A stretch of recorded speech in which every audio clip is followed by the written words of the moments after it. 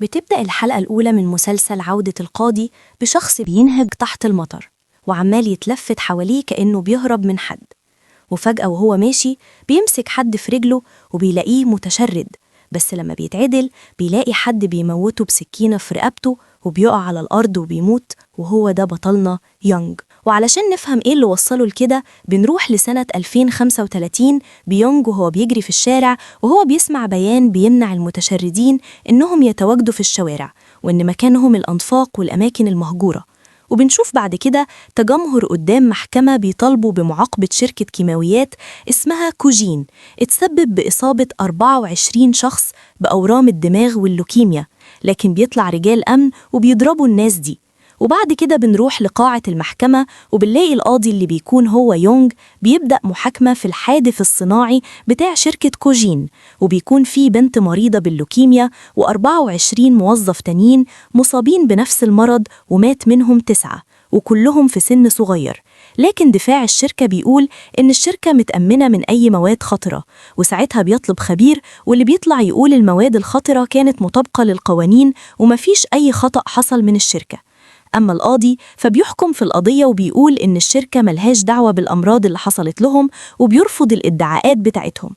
وساعتها ست كبيرة واللي بتكون جدة البنت المريضة بتنهار قدام القاضي وبتقوله إنهم إزاي مش مذنبين، لكن البنت المريضة ساعتها بتنزف دم، بس القاضي ما بيهتمش وبيسيبهم.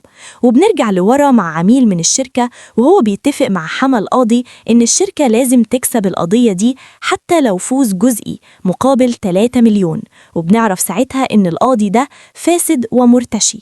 وبعد كده بنروح لمدعية عامة اسمها جين وهي بتقتحم مكتب واحد وبتقوله إنها هتبدأ تفتش المكان وهتصادر الشركة واللي بيكون اسمها شركة اس. ولما بيرجع يونج لبيته بالليل بيلاقي خبر على الموبايل إن البنت المريضة بتاعة المحكمة انتحرت من على سطح المستشفى.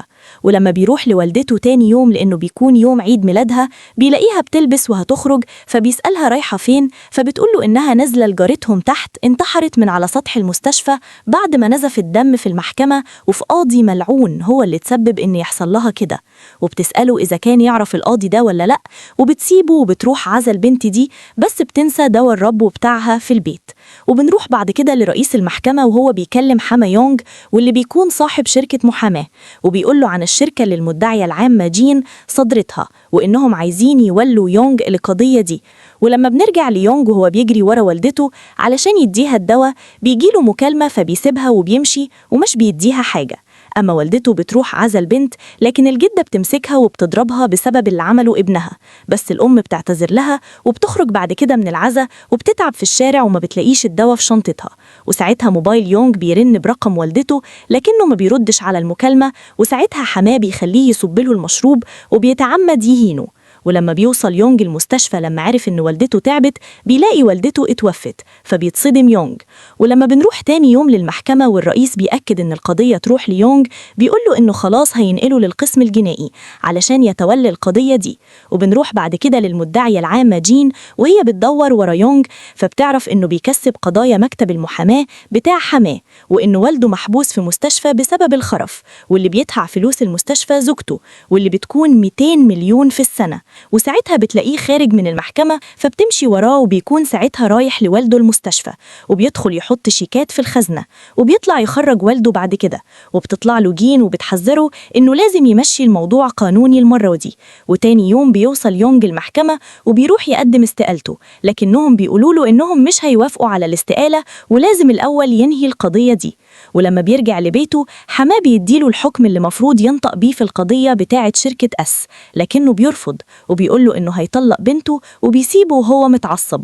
وتاني يوم بيكون يوم القضية وبنلاقي يونج داخل وإيده بترتعش، وبيسمع جين وهي بتدين الشركة وبتطلب حكم 6 سنين سجن مع 12 مليار غرامة. ولما بيجي دوره إنه يحكم في القضية وبيكون صاحب الشركة مطمن إنه هيحكم في صالحه بالبراءة، لكنه بيصدمه يونج وبيحكم على الشركة ب10 سنين سجن و24 مليار غرامة.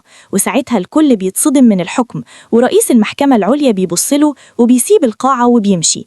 أما جين فبتكون فرحانة. وبعد لما بتنتهي المحاكمة بنروح ليونج وهو بيزور قبر والدته وبيحط جهاز الربو على قبرها وبيفتكر آخر لقاء معاها وهي مصدومة إنه إزاي يتحول لقاضي فاسد وظالم، وبيبان عليه الحزن والندم، وبيقول لها إنه عارف إنه الوقت أكيد فات، بس هو أخيرا حكم بالعدل في آخر قضية وهو دلوقتي قاضي عادل.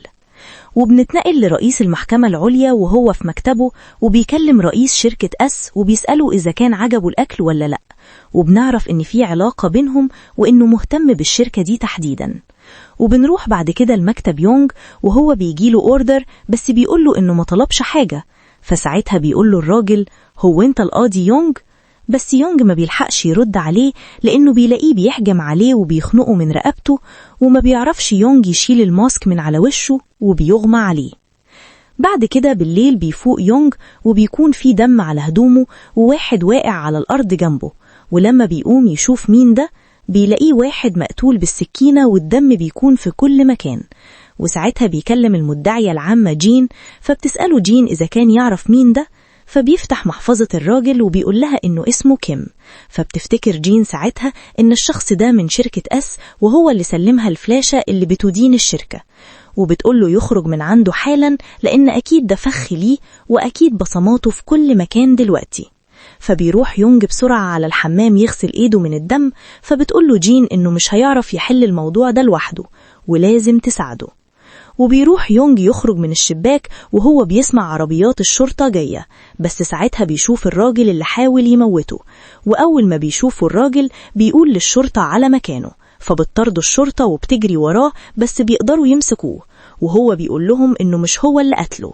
وساعتها بتوصل جين للمكان، ولما بيوصل للاسم بيواجهوه باللبس اللي عليه دم وبصماته اللي على السكينة، وبيسألوا الضابط إذا كان بيعترف بالجريمة ولا لأ، فبينكر يونج. وساعتها بنتنقل ليونج وهو في مسرح الجريمة وبيقول للصحافة إنه عمره ما قابل الراجل ده والأدلة دي مزيفة، وبيكون الإعلام بيتكلم عنه إنه قاضي فاسد وارتشى ملايين من رجال الأعمال وقتل شريكه، فالناس بتكرهه. أما في المحكمة لما القاضي كان بيحقق معاه بينهار وبيقول لهم إنه بريء وبيعيط. بعد كده القاضي بيوجه كلامه لزوجة كيم المقتول وبيسألها إذا كان زوجها قال لها حاجة عن يونج قبل كده، فبتقوله إنهم سرقوا فلوس مع بعض ولما كانوا هيتكشفوا قام يونج بقتله. أما زوجة يونج فبتعترف إنه كان بياخد رشاوي وبيغسل أموال، وإنها لما حاولت تمنعه كان هيطلقها، فبيرد يونج عليها بقانون من قوانين الجرائم الجنائية إن أي حد يقول تصريح كاذب هيعاقب بالسجن 5 سنين. فبيستغرب القاضي من كلامه، ولما بيسأله أنت بتقول إيه بيقوله إنه بيقول لمراته بالجريمة اللي هي بتعملها دلوقتي، فبتتوتر. ولما بتخلص الجلسة بيلاقي يونج شخص اسمه يون بيقوله إنهم خرجوا والده من المستشفى، وبيهددوا إنه لو كان خايف عليه لازم يسمع كلامه، وبيديله دواء ياخده أول ما يرجع السجن علشان يبان إن هو انتحر، بس هو بيرميه على الأرض. فبيعرفوا الراجل إن هو خد الخزنة اللي كان مخبيها في المستشفى اللي فيها فلوسه كلها، وبيقوله إنه مجرد عبد عندهم، وبيسيب الدواء وبيمشي. بس بعدها بشوية بنلاقي الحارس شايل يونج على ظهره وبيقول لهم يتصلوا على الإسعاف. ولما بيوصل على المستشفى بيفتح عينيه وبيلبس لبس دكتور وبيهرب من المستشفى، وبيكون ماشي تعبان لأنه بيكون خد جزء بسيط من الدواء. وساعتها الجو كان بيمطر وبيوصل يونج لمكان غريب فيه ناس باين عليهم الفقر والجوع، فبيتصدم يونج من الحال اللي هم فيه. بس فجأة يونج بيلاقي متشرد مسك في رجله وحد بيضربه بالسكينة في رقبته، واللي بيكون نفس الشخص المقنع، وبيقوله إن هي دي النهاية. فساعتها يونج بيشوف قدامه رئيس المحكمة العليا، وبيبان إن هو اللي باعت الشخص المقنع علشان يقتله، وهو اللي ورا كل اللي حصل له. فبيقع يونج على الأرض وبيقول لنفسه إنه ظلم إنه يموت كده، وكان نفسه يموت على الأقل وهو عادل. وفي الوقت ده بيحصل برق ورعد ويونج بيصحى وبيكون مستغرب، وبيشوف قدامه والدته وبتكون زعلانة منه بسبب الحال اللي وصله. ولما بيقرب لها بيلاقي سلسلة في رقبته واللي ماسكها حماه كأنه الكلب بتاعه، فبيعتذر لها يونج وهو بيعيط. ولما بيبص حواليه بيلاقي البنت المريضة، فبيقعد يعتذر لهم وبيقول لهم إنه غلط. وساعتها بتتشال السلسلة من رقبته وبيظهر قدامه شخص شبهه وبيقوله أنت لسه شايف إنك بريء، بس ساعتها بيقوله إنه قاتل وإنه شريك في الشر بار ومذنب. فلما بيقول يونج كده بنشوف اسم والدته على القبر بيتشال، وبتتمسح الأخبار عن قضايا شركة كوجين كأن الزمن بيرجع لورا، وكأن الحاجات دي لسه ما حصلتش، والبنت المريضة بتعيش وكل حاجة بتتصلح. وبنرجع بالزمن لسنة 2025، وبيفوق يونج وهو في المحكمة وبيستغرب المكان اللي هو فيه، وبتكون محاكمة لواحد اسمه سانج متهم بالسرقة. ولما بيعرف إنه هو ده سانج بيتعصب وبيحكم عليه بالإعدام. فالكل بيستغرب لأنه ممسوك في قضية سرقة بسيطة وما يستاهلش الحكم ده، وبيبان إن يونج يعرف الراجل. ولما بيلاحظ يونج استغراب اللي حواليه بيخرج من القاعة وبيكون مش مصدق إن جاتله فرصة تانية وإنه لسه عايش. وبيقابله رئيس القضاء وبيفضل يزعقله على اللي عمله في المحكمة، وما بيكونش مصدق اللي بيحصل حواليه. وبيلاقي ورقة مكتوب عليها إنهم سنة 2025، وبيلاقي يون قدامه واللي بيكون الشخص اللي هدده بقتل والده. فبيجري عليه علشان يضربه، بس بيفتكر إنه مفيش حاجة لسه حصلت، فبيغير رأيه وبيحضنه.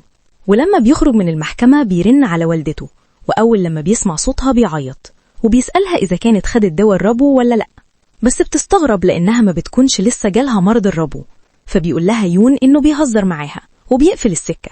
وبعد كده بيروح يدور على رئيس شركة أس، بس الصدمة لما بيلاقي إن شين رئيس المحكمة في سنة 2035 هو رئيس شركة أس في سنة 2025.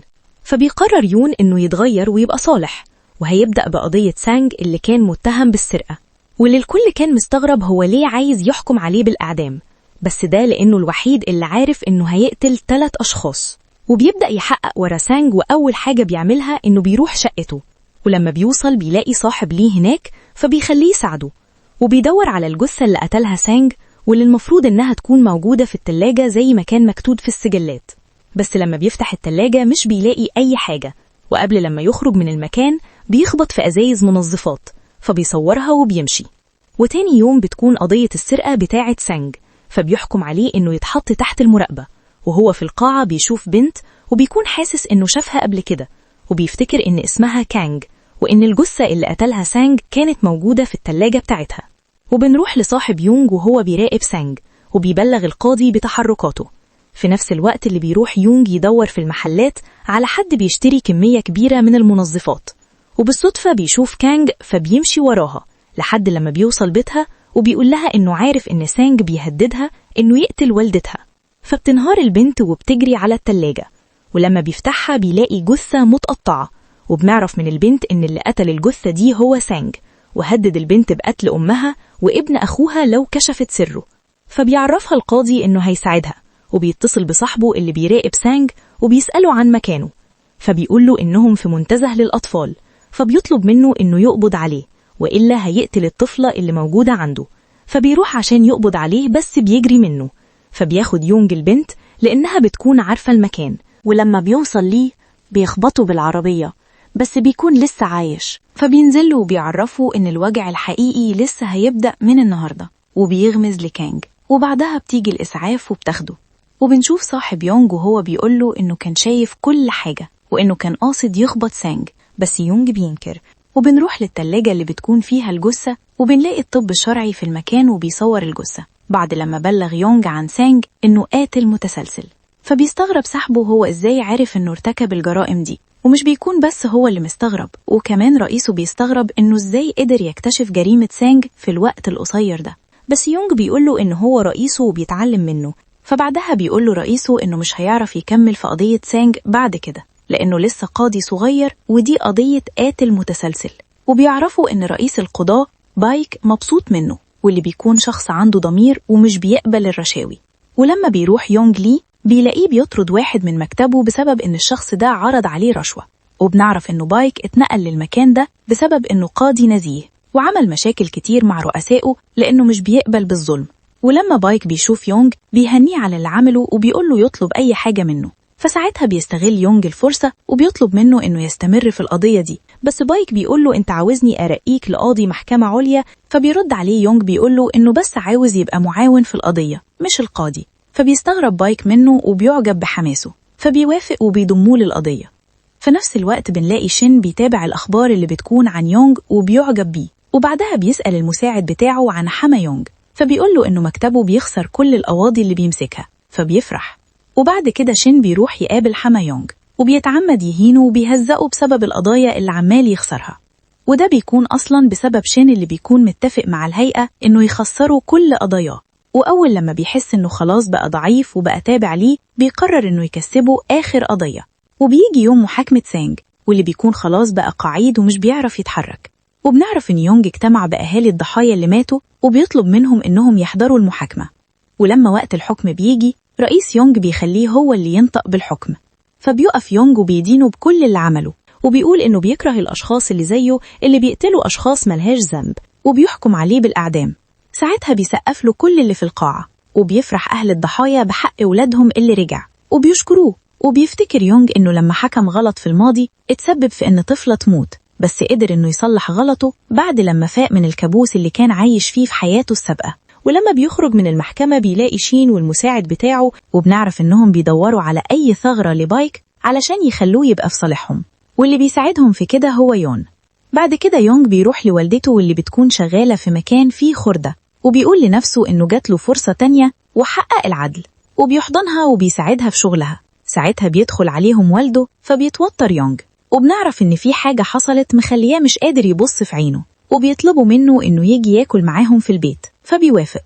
وبنروح بعد كده لمكتب بايك، وهو بيطلب من المساعد بتاعه جونج إنه يلاقي قضية صعبة ويسلمها ليونج. فبيقول له إنه لسه قاضي صغير وده هيكون كتير عليه، فبيقول له بايك إنه عاوز يشوفه هيحلها إزاي، وبنعرف إنه بيعمل كده علشان يختبره. وبتكون القضية دي لواحد اسمه بارك. وبيجي يوم الجلسة وبنروح للمحكمة وبنشوف بارك وهو بيفتكر لما كان في جنازة بنت اسمها سون، وبتخش عليه والدتها وبتضربه وبتقوله أنت إزاي جاي هنا بعد لما قتلتها، بس بيقول لها إنه ما قتلهاش.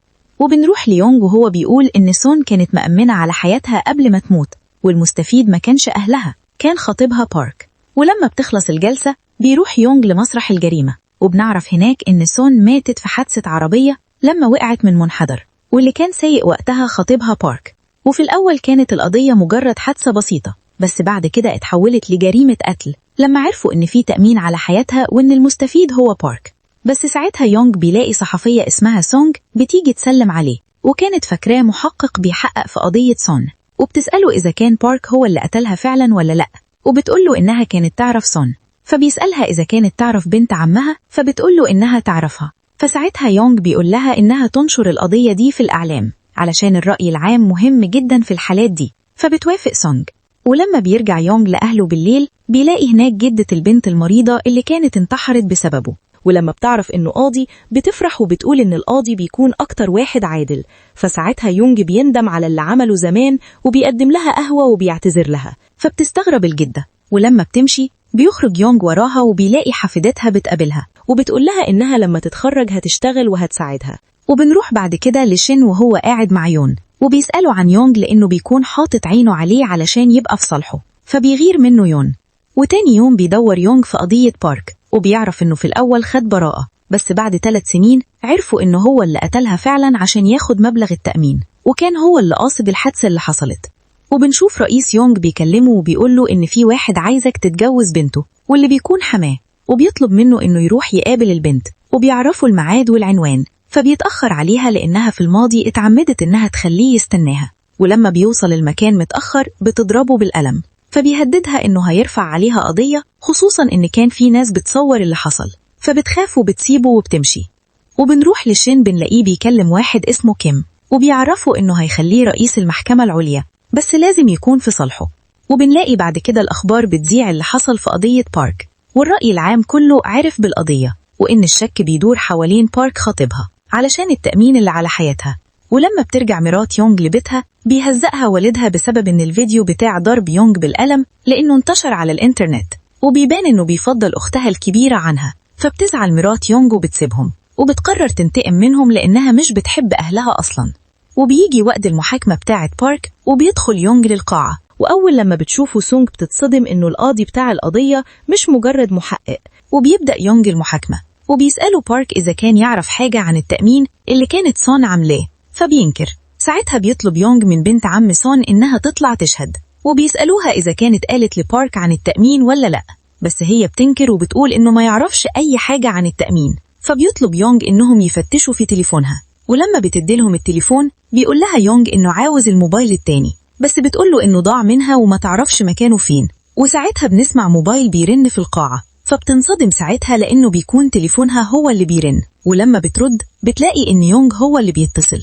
وساعتها كل اللي في القاعة بيتصدم، وبياخد منها يونغ الموبايل، وبيكون بارك باين عليه التوتر، وبيطلب يونغ منها الباسورد بتاع الموبايل، بس هي ما بتردش عليه. فبيقول لها إنهم هيصدروا الموبايل ده لأنه بقى دليل في القضية، وإنهم هيفتحوا الموبايل سواء اتعاونت معاهم أو لأ. وفي الوقت ده بنلاقي شين والمساعد بتاعه وهم داخلين القاعة، ولما بيفتح يونغ الموبايل بتظهر صورة لبارك وهو مع كيمي، وبيبان إن في علاقة بينهم.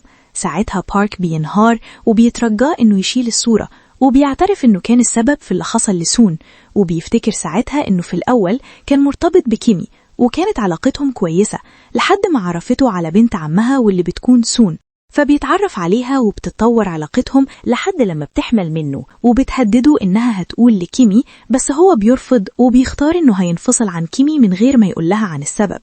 وبيعرف بعد كده بارك إن سون خدعته وإنها ما كانتش حامل وعملت كده علشان تبعده عنها، ولما حس إنها ضحكت عليه رجع يكلم كيمي تاني وبدأوا يتقابلوا، بس سون قدرت تكتشف إن علاقتهم رجعت تاني، وعلشان كده قرر إنه يقتلها ودبر الحادثة دي وفك الحزام بتاعها ونط بالعربية من المنحدر. وبنروح بعد كده لشين في العربية مع المساعد بتاعه وهو بيسأله عن يونغ إذا كان خد جانب بايك ولا لسه، وساعتها المساعد بيقوله إنه هيسأل.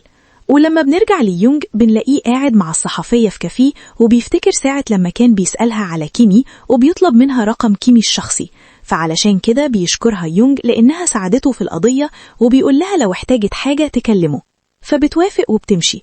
ولما بيروح يونغ لبايك بيعرفوا إنه مرشح إن يكون رئيس المحكمة العليا، بس يونغ بيقلق لما بيقوله كده لأنه عارف إن الفترة الجاية هيكون في عاصفة إصلاحات كبيرة والقاضي بايك ممكن يتأذي فيها، فبيقرر إنه يمنعه لأنه هيساعده في انتقامه ولازم يفضل جنبه. ولما بيرجع يونغ على المكتب بنلاقي سونغ بترن عليه وبتطلب منه يساعدها لأن والدها اتهم بالسرقة، واللي بيتهمه شخص اسمه تشانغ، واللي بيلاقي الخزنة بتاعته مسروقة.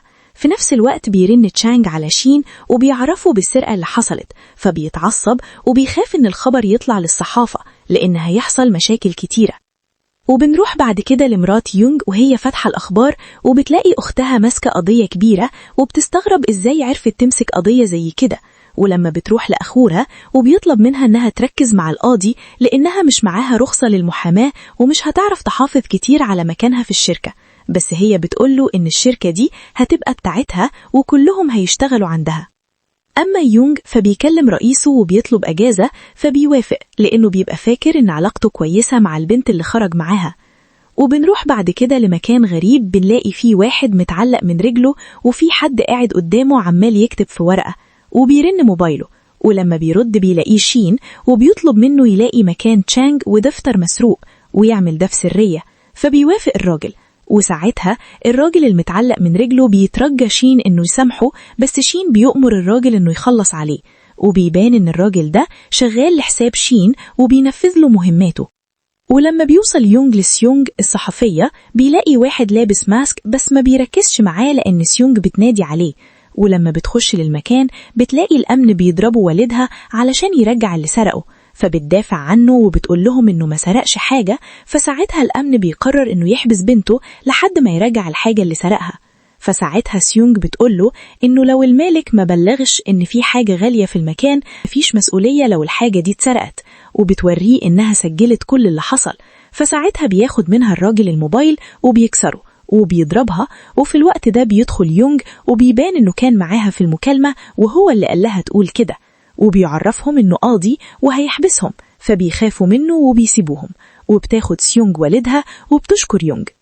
وبعد كده بيروح يونغ لواحد صاحبه اسمه جون واللي بيكون رئيس عصابة بس طيب وبيساعد الناس. وساعتها يونغ بيقوله عن السرقة اللي حصلت وبيعرفه إنه محتاج الحاجة اللي اتسرقت، وبيبان إن الحاجة دي مهمة ليونغ وفيها خطر على شين. وبيفهم جون إن الشرطة ما ينفعش تعرف، فبيخاف عليه، بس يونغ بيطمنه. فساعتها جون بينادي المساعد بتاعه ويقوله يلاقي الحرامي، ولما بيسأل جون إيه هي الحاجة اللي اتسرقت بيقوله يونغ إنها دفتر فيه أسامي، والأسامي دي لناس عندها مشاكل كتيرة. ولما بيمشي جون بيفتكر يونغ لما كانوا صغيرين، وبيبان إن يونغ عاش طفولة صعبة وكان فقير لدرجة إنه اضطر يسرق لعبة كان عايزها. ولما كبر اشتغل مع بلطجية هو وجون، وفي يوم طلعوا علشان يضربوا عمال متظاهرين قدام شركة واللي بتكون شركة اس. وساعتها خاف يونغ من العنف اللي بيحصل، بس لقى وسط العمال دول والده، وقبل ما يلحقوا حد ضربه على راسه. وساعتها الشرطة بتيجي وبيهرب يونغ مع صاحبه وبيسيب والده. وبنروح بعد كده للمحكمة، والقاضي بيحكم في قضية للعنف اللي حصلت قدام الشركة، والمتهم بيكون هو والد يونغ وبيبان إنه مضروب.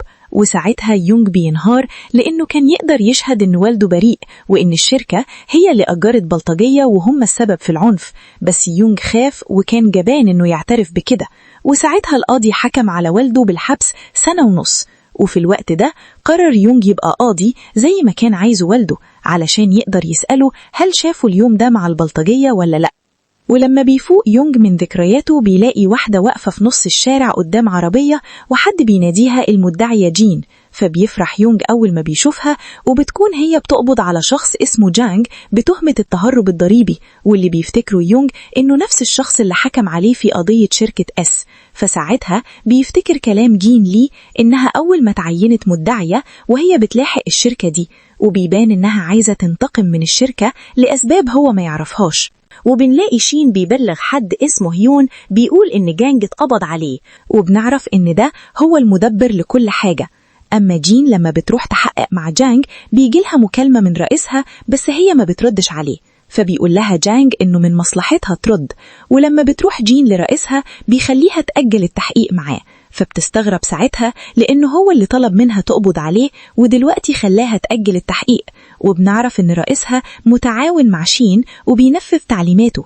وبنروح بعد كده لحما يونغ وابنه بيقوله إن القضية اللي ماسكينها هيكسبوها، وساعتها بيفتكر كلام شين ليه وبيفهم إن مصيره بإيديهم.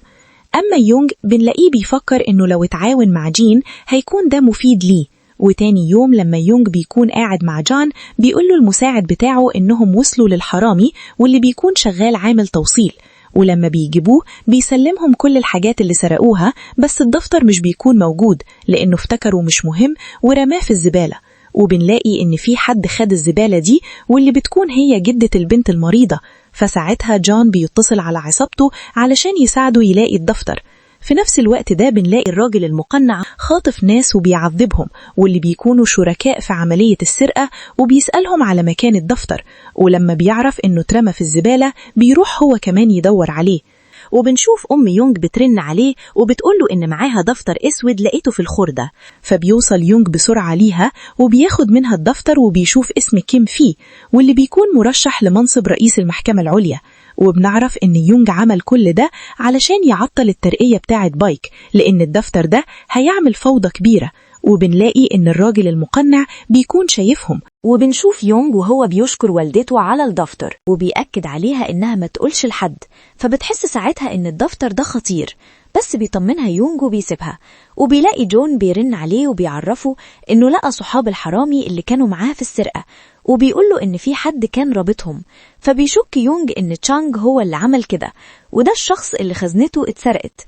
ولما بيسأله جون إيه اللي موجود في الدفتر بيقوله يونغ إن في أسماء الناس اللي هربت من التجنيد، واللي ساعدهم في ده هو تشانغ عن طريق إنه اداهم شهادات طبية مزورة تعفيهم من التجنيد. فساعتها بيستغرب جون وبيقول ليونغ هم ليه احتفظوا بالملف لما هو خطير كده، فبيقول له يونغ إنهم مش واثقين في بعض، ولازم كل واحد فيهم يكون ماسك حاجة على غيره من غير ما يحسبوا إن دي تعتبر نقطة ضعف ليهم. وبيقول له ياخد الحرامية للقسم لأنه وراه حاجة هيعملها. وساعتها بيبان إن في حد ماشي ورا يونغ وهو مش بياخد باله.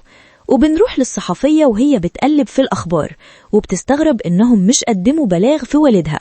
وساعتها بنلاقي يونغ بيرن عليها وبيطلب إنه يشوفها، فبتقوله على مكانها. ولما بيقفل المكالمة بيشوف انعكاس لشخص مقنع في مراية تاكسي معدي من قدامه، ولما بيلف مش بيلاقي حاجة. وبعد كده بيروح يونغ لعربيته، بس بيلاقي حد بيهجم عليه وبيحاول ياخد منه الشنطة، فبيفتكروا يونغ إن هو ده الشخص المقنع اللي حاول يقتله في الماضي. فساعتها المقنع بيحاول يقتله بالسكينة اللي معاه، بس المرة دي بيقدر يونج يتفاداه وبياخد الشنطة وبيهرب منه. وبيعرف يونج إن اللي بيدور على الشنطة مش تشانج إنما شين. أما جون فبيخلي الحرامية يروحوا يسلموا نفسهم والحاجات اللي سرقوها في القسم وسط استغراب الكل. وشين بيعرف إنه يونج هو اللي معاه الدفتر، وبيقوله المقنع إنه لقاه في مكان خردة بتاع أهله، فبيقوله شين يبعتله عنوان المكان. وساعتها المساعد بتاعه بيكلم شخص يسأله عن المكان ده، فبيعرفوا إنه بتاع والدة القاضي يونج، ومش بيكونوا عارفين هو هيعمل بالدفتر ده إيه. علشان كده بيقرر شين يعرف هو هياخد صف مين. وبنروح ليونج اللي راح يقابل الصحفية، فبتخاف لما بتشوف إيده متعورة، بس هو بيطمنها وبيطلع لها الدفتر، ولما بتفتحه بتتصدم من المعلومات اللي فيه، وبتصوره علشان تنشر المعلومات دي. ساعتها بيعرفها يونج إن الحرامية سلموا نفسهم، ووقتها بيرن موبايل يونج، وبيكون مساعد شين هو اللي بيرن عليه علشان يقابله. ولما بيتقابلوا بيعرفوا إنه شاف آخر محاكمة ليه وكانت مبهرة، بس يونج بيقوله إنه بيقوم بشغله. فالمساعد بيعرض عليه إنه ينقله لمدينة سيول، وبيعرفوا إن ده هيكون بمقابل الدفتر اللي معاه. بس يونج بيكون عارف إن الدفتر ده لو رجع لشين هيبقى شخص قوي وهيقدر إنه يسيطر على كل الحكومة، فبيرفض عرضه. وبيعرفوا إن بالدفتر اللي معاه ممكن يخلي أي حد من الحكومة ينقله للمكان اللي هو عايزه، وبيسيبه وبيمشي. وفي مكان تاني بيكون فيه تجمع لأكبر شخصيات سياسية ورجال أعمال في كوريا، وساعتها بيتكلم شخص وبيقول إن الشخصية المهمة وصلت. ولما بتخش الشخصية دي بتكون هي الرئيس السابق للبلد، وبيكون اسمه بارك، واللي بيكون ماشي وراه هو شين. وبنفهم إن دول كلهم شبكة فساد كبيرة. وفي الاجتماع ده بيكون الرئيس بيشكل حكومة جديدة، ولما بيخلص الاجتماع بنعرف إن بارك بيثق في شين لأنه ماسك عليه ملف ممكن تعمله مشاكل. ولما المساعد بيكلم شين بيعرفوا إن يونج رفض عرضهم. ولما بيخلص المكالمة بيلاقي هيون قدامه وبيقوله إن جانج خرج من السجن من غير تهمة، وبيهنيه على مجهوده. أما يونج فبيروح لبايك وبيحط قدامه بدفتر، وبيعرفوا إن والدته لقيته في الخردة، وبيفتح التلفزيون على أخبار تسليم الحرامية لنفسهم على الرغم إن مفيش بلاغ حصل. وبيكون شين بيسمع الأخبار وهو متعصب، وبيأكد على المساعد إنه لازم الدفتر يرجع. ولما بنروح لبايك بيستغرب إنه جابله الكتاب ده، فيونج بيقوله إن الكتاب ده أكبر منه وواثق إنه هيقدر يتصرف فيه. وتاني يوم بيعملوا المؤتمر الصحفي اللي بيبلغ فيه يونج بالأسماء، وبيعلن إنه هيعاقب كل اللي موجودين فيه. ولما بيخلص المؤتمر بيلاقي الصحفية اللي بتقوله هو ليه خلاها تصور الدفتر أدام كان هيعلن قدام الصحافة، فهو بيقول لها إنه ما كانش يعرف إن بايك هيخليه يعلن القايمة بنفسه.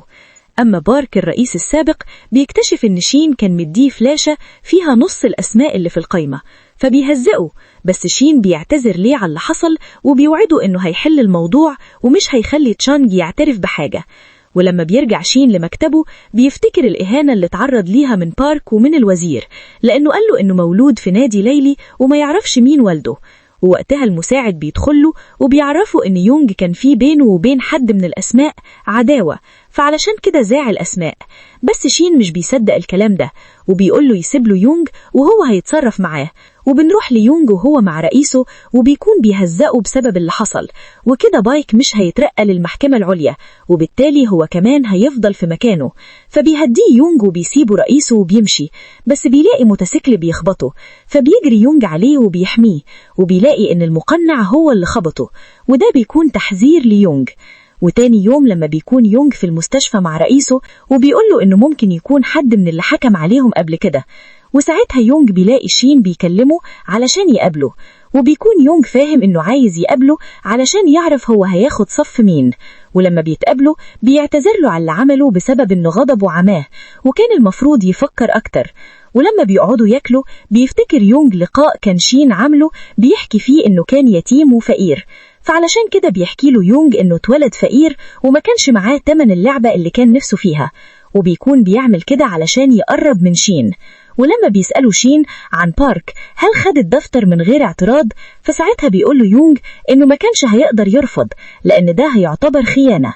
فبينبسط شين من رده، وبيعرفوا إن في عضو برلمان هيتعين وزير خلال أسبوعين، وبيسألوا هل هيقدر يوقعه قبل ما يتعين، فبيرد عليه يونغ إنه هيحل الموضوع ده، ولما ما بيسألش عن السبب بيعجب بيه شين أكتر.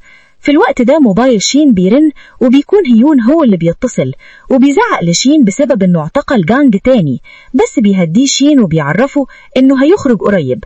بس هيون بيبقى خايف ان كل حاجة تتكشف لان كل ده مربوط ببعضه، وبيهدد شين انه لو الامور خرجت عن السيطرة هيأذيه.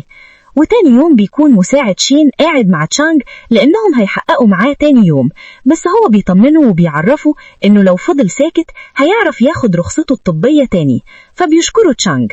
وبنروح لجين اللي بتكون مع والدها في المستشفى وهو في غيبوبة، وبتفتكر في الماضي لما دخل جانج المستشفى وإدى لوالدها فلوس، وبيبان إنه السبب في اللي حصل لوالدها. وتاني يوم بيكون تشانج مدير المستشفى قاعد متوتر وقدامه تقرير لمريض، بس بيقطع التقرير ده وبيخرج. في نفس الوقت بيكون المقنع رايح له علشان يقتله بس مش بيلاقيه، وفجأة بيلاقي حد بيترمي من فوق، وبيكون هو ده المدير تشانج، وحد رماه وكتب رسالة انتحار كأنه مات منتحر.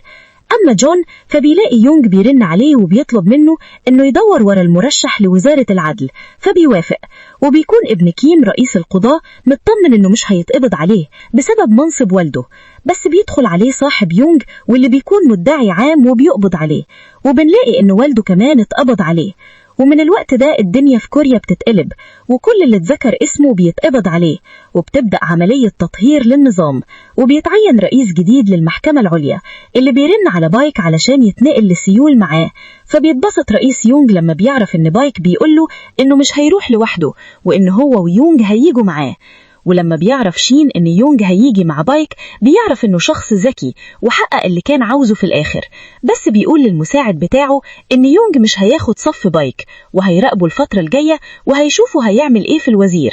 اما يونغ فبيكون بيرتب حاجته علشان يتنقل لسيول وهو بيفكر هيعمل ايه في الوزير، وبيفتكر ان بنت الوزير في الماضي اتقبض عليها بسبب المخدرات، وبيسأل اذا كان الوزير ماسك حاجة على شين بيهدده بيها ولا لأ. وبكده يكون انتهى الجزء الأول من مسلسل عودة القاضي، في انتظار الجزء الثاني.